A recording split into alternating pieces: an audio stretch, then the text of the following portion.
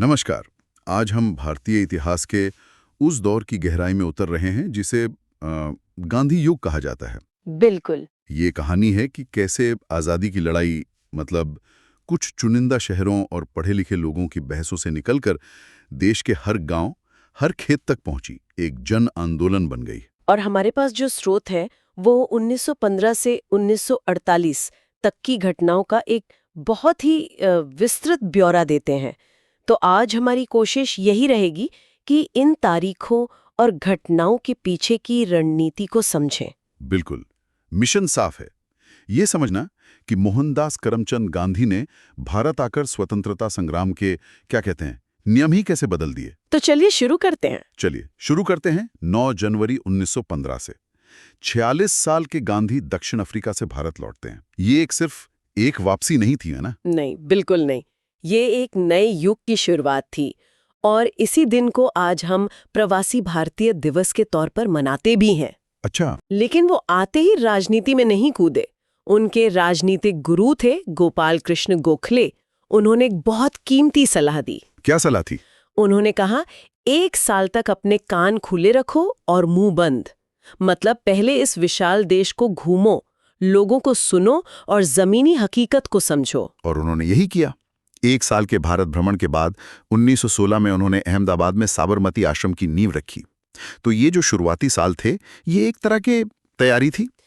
तैयारी से ज्यादा मैं कहूंगी ये एक प्रयोगशाला थी। गांधी सीधे राष्ट्रीय मुद्दे नहीं उठा रहे थे। उन्होंने पहले छोटे क्षेत्रीय मुद्दों को चुना जहां जीत की संभावना ज्यादा थी। ये एक बहुत सोची समझी रणनीति थी। तो यहाँ से बात बहुत दिलचस्प हो जाती है। उनका पहला प्रयोग था बिहार का चंपारण सत्याग्रह 1917 में। जी। मुद्दा क्या था वहाँ? वहाँ मुद्दा था तिनकठिया पद्धति। मतलब अंग्रेज बागान मालिकों ने किसानों से जबरदस्ती एक एग्रीमेंट कर रखा था कि उन्हें अपनी जमीन के 3/20 हिस्से पर नील की खेती करनी ही होगी। और नील की खेती से जमीन बंजर हो रही थी। बिल्कुल। और जर्मनी में सिंथेटिक डाई के आने से नील के दाम भी गिर गए थे।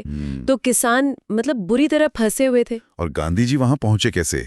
उन्हें किसी ने बुलाया था क्या? हाँ, राजकुमार शुक्ल नाम के एक स्थानीय किसान नेता थे।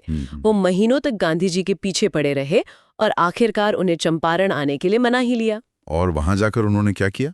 वो वहां पहुंचे, किसानों से मिले, उनके बयान दर्ज किए और बिना कोई हिंसा किए सिर्फ तथ्यों और तर्कों के दम पर उन्होंने अंग्रेजों को झुकने पर मजबूर कर दिया। और नतीजा?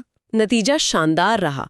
तिनकठिया पद्धति खत्म हुई और अंग्रेजों को किसानों से अवैध रूप से वसूले गए पैसे का 25% हिस्सा लौटाना पड़ा। 25%? हाँ, लेकिन जीत पैसों से ज्यादा बड़ी थी। चंपारण ने देश को दिखाया कि अहिंसक प्रतिरोध यानी सत्याग्रह काम करता है। और यहीं पर रविंद्रनाथ टैगोर ने गांधी जी को महात्मा की उपाधि दी थी। ये सिर्फ एक उपाधि थी या उस पल में भारत को एक नई तरह का नेता मिल रहा था? ये बहुत गहरा सवाल है। महात्मा कहकर टैगोर ने उन्हें राजनीतिक दायरे से उठाकर एक नैतिक, एक आध्यात्मिक धरातल पर रख दिया था। यहीं से गांधी एक व्यक्ति से ज्यादा एक विचार बनने लगे। चंपारण के बाद उनका अगला कदम शहरी मजदूरों की तरफ था। 1918 का अहमदाबाद मिल मजदूर आंदोलन। सही। यहाँ मुद्दा प्लेग बोनस को लेकर था। मिल मालिक बोनस वापस लेना चाहते थे और मजदूर उसे जारी रखने की मांग कर रहे थे। बिल्कुल। जब बातचीत से हल नहीं निकला तो गांधी जी ने अपने एक और हथियार का इस्तेमाल किया जो भारत के लिए बिल्कुल नया था, भूख हड़ताल। भूख हड़ताल। और ये उन्होंने मजदूरों का मनोबल बढ़ाने के लिए किया था। हाँ, मजदूरों के समर्थन में उन्होंने आमरण अनशन शुरू कर दिया। इसका मिल मालिकों पर जबरदस्त नैतिक दबाव पड़ा। अंत में 35% बोनस पर समझौता हुआ। तो देखिए, चंपारण में सविनय अवज्ञा, अहमदाबाद में भूख हड़ताल। वो अपने तरीकों को परख रहे थे। और तीसरा प्रयोग था खेड़ा सत्याग्रह 1918 में ही। यहां उन्होंने असहयोग का इस्तेमाल किया। हाँ, गुजरात के खेड़ा में फसलें बर्बाद हो गई थीं। कानून के मुताबिक अगर पैदावार 25% से कम हो तो लगान माफ हो जाना चाहिए था, पर सरकार तैयार नहीं थी। तो गांधी जी ने किसानों से कहा, लगान मत दो। ये उनका पहला असहयोग आंदोलन था। और इसी आंदोलन ने गांधी जी को एक और हीरा दिया, सरदार वल्लभ भाई पटेल। अच्छा, तो सरदार पटेल यहीं से उनके साथ जुड़े? जी, यहीं से वो उनके सबसे भरोसेमंद सिपाही बने। तो ये तीनों आंदोलन सिर्फ ट्रायल रन नहीं थे, ये तो एक तरह से पॉलिटिकल इन्वेस्टमेंट थे। आपने बिल्कुल सही पकड़ा। किसान जुड़ गए, शहरी मजदूर जुड़ गए, जमीन के मालिक जुड़ गए। एक तरह से उन्होंने अपनी सामाजिक सेना तैयार कर ली थी। और अब वो एक अखिल भारतीय आंदोलन के लिए तैयार थे, और अंग्रेजों ने उन्हें इसका मौका भी जल्दी दे दिया। बिल्कुल, 1919 के रॉलेट एक्ट के रूप में। काला कानून, न दलील न वकील न अपील, मतलब सरकार किसी भी भारतीय को सिर्फ शक की बिना पर जेल में डाल सकती थी। और इसी कानून के विरोध ने देश को वो जख्म दिया जो आज तक नहीं भरा, जलियांवाला बाग। 13 अप्रैल 1919, बैसाखी का दिन। हाँ, अमृतसर में पंजाब के दो बड़े नेता डॉक्टर सैफुद्दीन खिचलू और डॉक्टर सत्यपाल की गिरफ्तारी के विरोध में हजारों लोग शांति से सभा कर रहे थे। और तब जनरल डायर ने बिना किसी चेतावनी के उन निहत्थे लोगों पर गोलियां चलवा दी। इस एक घटना ने जैसे पूरे देश की आत्मा को झकझोर कर रख दिया। बिल्कुल, और इसकी प्रतिक्रिया भी उतनी ही तीव्र थी। रविंद्रनाथ टैगोर ने अपनी नाइटहुड की उपाधि वापस कर दी, सर का खिताब लौटा दिया जी। और गांधी जी ने अपनी कैसरे हिंद की उपाधि लौटा दी। अब अंग्रेजों के साथ किसी भी तरह के सहयोग की गुंजाइश खत्म हो रही थी। और इसी गुस्से और बेचैनी की जमीन पर गांधी जी ने अपने पहले राष्ट्रव्यापी आंदोलन की नींव रखी, असहयोग आंदोलन, 1 अगस्त 1920। और ये भारत का पहला सच्चा जन आंदोलन था। हाँ, वकीलों ने अदालतें छोड़ी, छात्रों ने स्कूल कॉलेज छोड़े, लोगों ने विदेशी कपड़ों की होली जलाई। और कमाल की बात ये थी कि गांधी जी ने इसी में खिलाफत आंदोलन को भी जोड़ लिया। अच्छा, तुर्की के खलीफा वाला मुद्दा। जी, इससे हिंदू मुस्लिम एकता अपने शिखर पर पहुंच गई। आंदोलन पूरे जोश में था, लग रहा था कि आजादी बस मिलने वाली है। लेकिन फिर आया 5 फरवरी 1922, चौरी चौरा। गोरखपुर के पास एक छोटा सा कस्बा, वहां जुलूस निकाल रहे लोगों पर पुलिस ने लाठीचार्ज किया।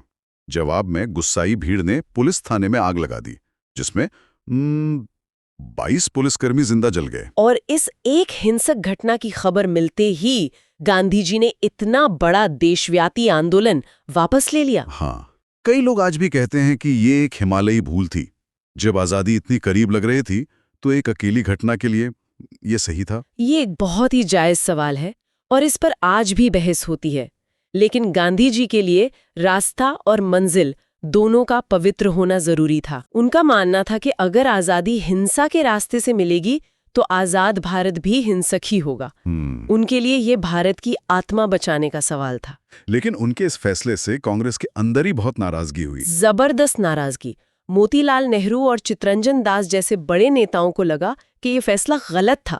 और इसी असंतोष से 1923 में स्वराज पार्टी का जन्म हुआ। असहयोग आंदोलन के बाद कुछ साल की खामोशी रही, लेकिन फिर 1929 के लाहौर अधिवेशन में कांग्रेस ने एक ऐसा ऐलान किया जिसने खेल कर रुख ही पलट दिया। हाँ, ये कहानी का एक बड़ा मोड़ था। जवाहरलाल नेहरू अध्यक्ष थे। रावी नदी के किनारे आधी रात को तिरंगा फहराया गया और पहली बार कांग्रेस ने अपना लक्ष्य पूर्ण स्वराज, पूरी आजादी, हाँ पूरी आजादी घोषित किया।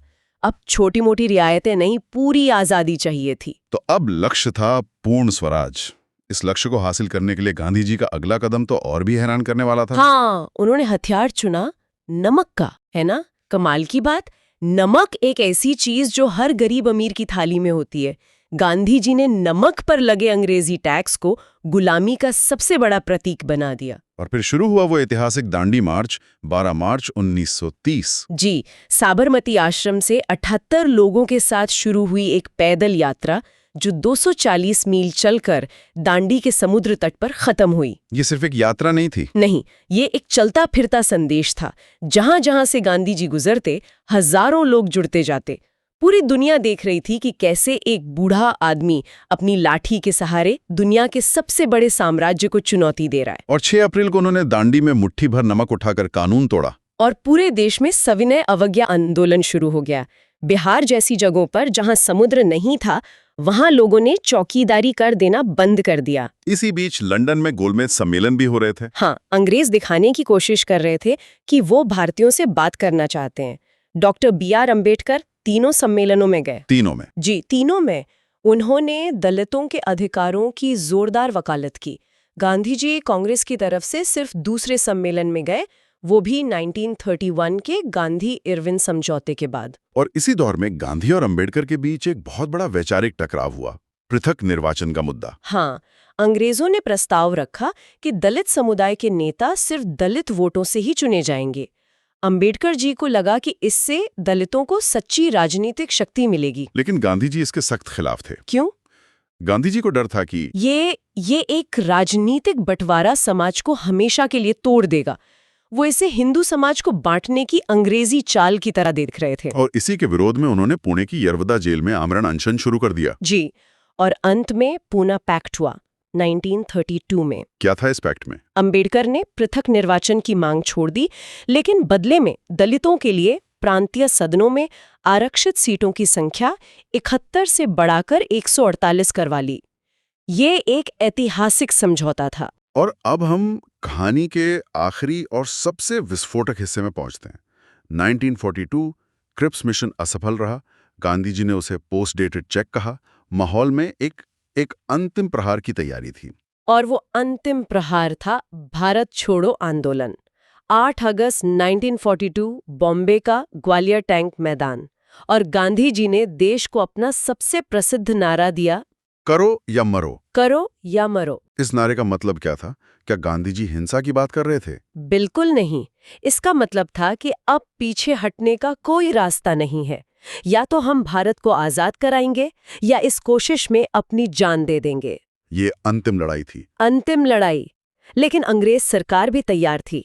9 अगस्त की सुबह ऑपरेशन जीरो आवर के तहत गांधी जी समेत सभी बड़े नेताओं को गिरफ्तार कर लिया गया। तो आंदोलन बिना किसी नेता के चला। यही इस आंदोलन की सबसे बड़ी खूबी थी। ये जनता का खुद का आंदोलन बन गया।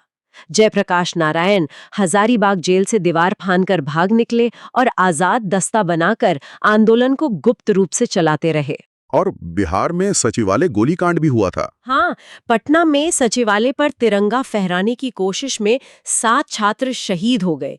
इस आंदोलन ने ब्रिटिश राज की नींव हिलाकर रख दी। माउंटबेटन ने गांधी जी को वन मैन बाउंड्री फोर्स कहा था, मतलब एक अकेला इंसान जो पूरी फौज के बराबर है। बिल्कुल। लेकिन जब 15 अगस्त 1947 को आजादी आई, तब वो इंसान दिल्ली के जश्न में शामिल नहीं था। ये विडंबना देखिए, वो उस समय बंगाल के नोआखली में थे, जहां विभाजन के कारण भयानक दंगे भड़के हुए थे। वो हिंदुओं और मुसलमानों के बीच शांति कायम करने के लिए गांव-गांव भटक रहे थे। उनके लिए ये जश्न का नहीं बल्कि दुख का समय था। गहरे दुख का। और फिर 30 जनवरी 1948 की शाम दिल्ली के बिरला हाउस में नाथूराम गोडसे ने उनकी हत्या कर दी। उनके अंतिम शब्द थे, हे राम। एक युग का अंत हो गया। जी। सुभाष चंद्र बोस ने उन्हें रेडियो पर राष्ट्रपिता कहा था और विंस्टन चर्चिल ने उन्हें अर्धनग्न फकीर कहकर उनका मजाक उड़ाया था। लेकिन वो एक ऐसे इंसान थे जिन्होंने दुनिया को दिखाया कि बिना हथियार उठाए भी सबसे बड़ी सल्तनतों को झुकाया जा सकता है। और अपनी आत्मकथा सत्य के साथ मेरे प्रयोग या अपने अखबारों यंग इंडिया और हरिजन के जरिए उन्होंने हमेशा अपने विचारों को जनता तक पहुंचाया। बिल्कुल। तो चंपारण के एक छोटे से गांव से शुरू हुई कहानी करो या मरो के राष्ट्रीय नारे तक पहुंची। ये सिर्फ गांधी का सफर नहीं था, ये पूरे भारत के एक जन आंदोलन में बदलने का सफर था। बिल्कुल।